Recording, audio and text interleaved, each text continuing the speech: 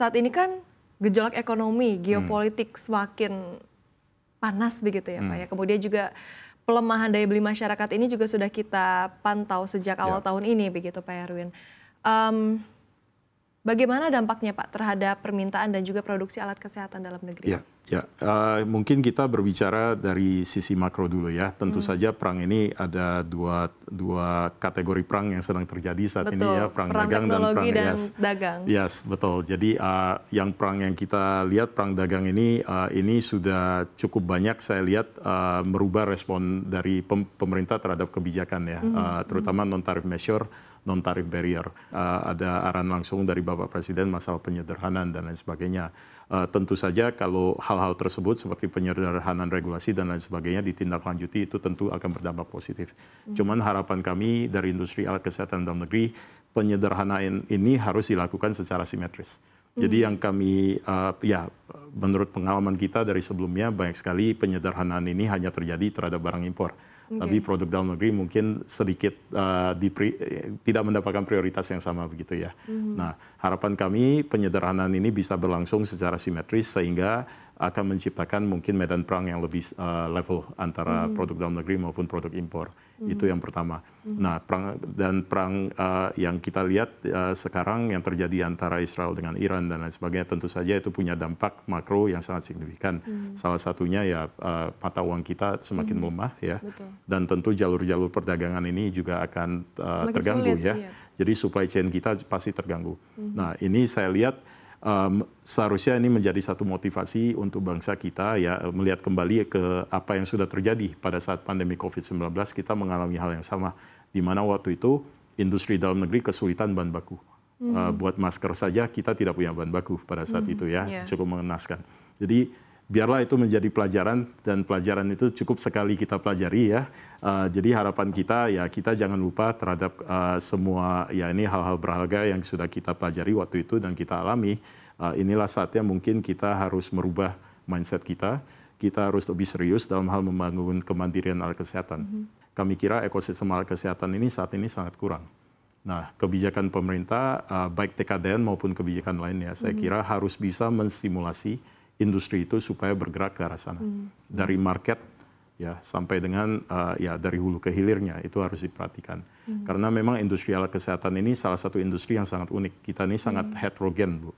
Jadi industri alat kesehatan ini ada 1.575 jenis produk. Pada saat ini baru 473 yang mampu kita produksi ya. Tiap jenis produk ini tipenya berbeda-beda. Nah, jadi alhasil PON industrinya juga sangat kompleks. Jadi mungkin sedikit berbeda dengan mitra kita yang di farmasi ya. Kalau farmasi ini kan sangat homogen dari bahan baku sampai produk jadinya. Jadi kebijakan pun otomatis lebih mudah dalam hal ini ya, mengendalikan dan lain sebagainya. Nah, alat kesehatan ini sangat lebar.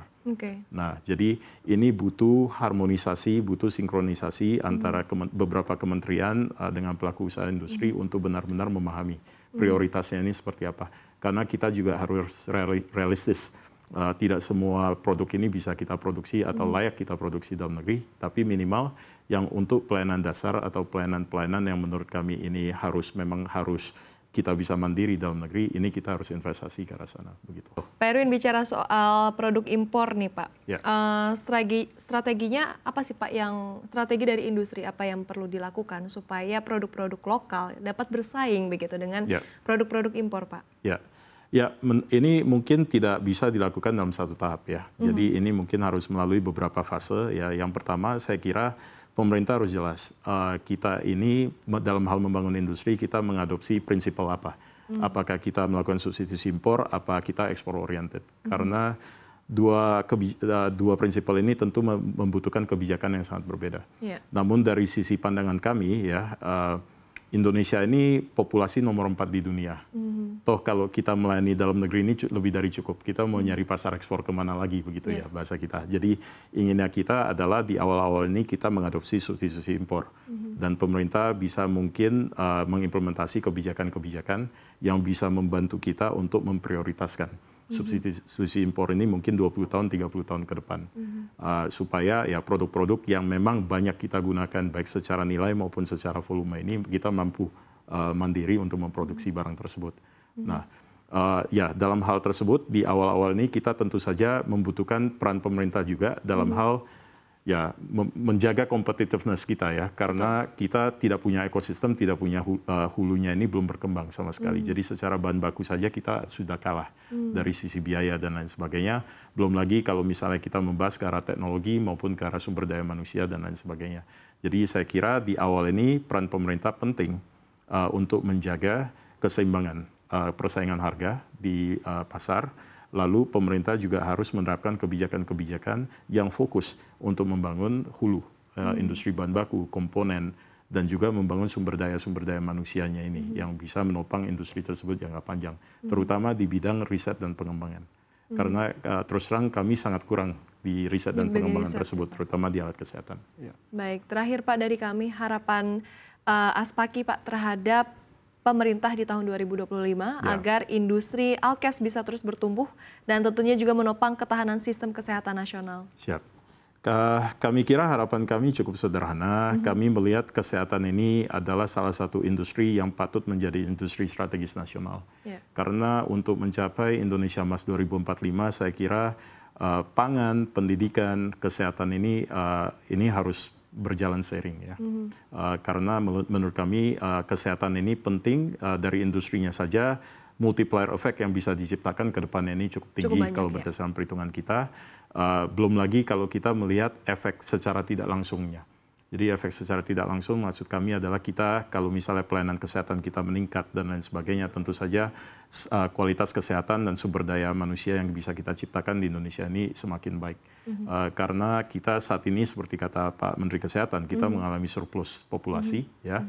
Kalau tidak kita ambil sikap pada saat ini dan kita miss window tersebut atau masa keemasan tersebut. Saya kira yang akan kita dapat adalah bukan aset manusianya, tapi liabilitas manusianya nanti ke depannya ya. Kalau manusia kita tidak sehat dan lain sebagainya. Saya kira Pak Menkes sangat paham dengan itu dan beliau sudah sangat sigap dengan melakukan transformasi kesehatan. Namun dialog ini harus terus lanjut antara pelaku usaha dengan pembuat kebijakan, saya kira, karena barang ini masih cair ya, sangat dinamis. Dan saya kira pemerintah harus paham bahwa industri alat kesehatan ini juga adalah suatu industri yang masih sangat-sangat muda.